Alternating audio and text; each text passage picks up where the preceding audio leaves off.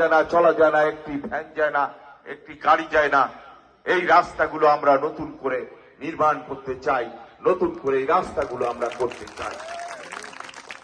আমরা পাইকগাছাবাসীকে আধুনিক পাইকগাছা করার স্বপ্ন দেখাচ্ছি। আপনাদের মনে রাখতে হবে, আপনারা আমাকে ধানের শীষে ভোট দেবেন, আমার কাছ থেকে উন্নয়ন বুঝে দিবেন, আমি আপনাদেরকে উন্নয়ন বুঝে দিব। ধানের শীষে ভোট দিয়ে জাতীয় সংসদে গেলে প্রতিটি উন্নয়ন যা বাকি রয়েছে, অসমাপ্ত উন্নয়নগুলো আমি আপনাদের ইনশাআল্লাহ আমি আপনাদের বুঝে দিব।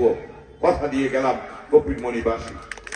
পাশাপাশি বলে যায়, একটি কথা না বললে নয়, গত 5 তারিখের পরে আমার হিন্দু সম্প্রদায়ের বিশেষ করে ভাইদের উপর আমার দলের অনেক নেতা হয়তো কিছু না কিছু অত্যাচার নির্যাতন করেছে, নিপীড়ন করেছে। আমি আমার হিন্দু সম্প্রদায়ের ভাইদের কাছে করজোড়ে ক্ষমা চেয়ে যাচ্ছি, মাফ করে দিবেন। আমার নেতা কর্মী যা অন্যায় করেছে, আমি হয়তো আপনাদের সেই ঋণ পরিশোধ করতে পারবো না, আপনাদের কাছে ক্ষমা চাই, আপনারা মাফ করে দিবেন আমাদের।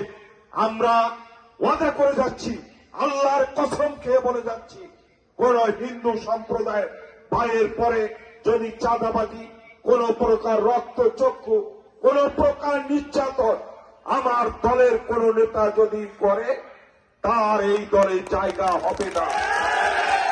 কারণ এই দলের সদস্য সচিবের দায়িত্বে আমি আছি, আপনারা জানেন।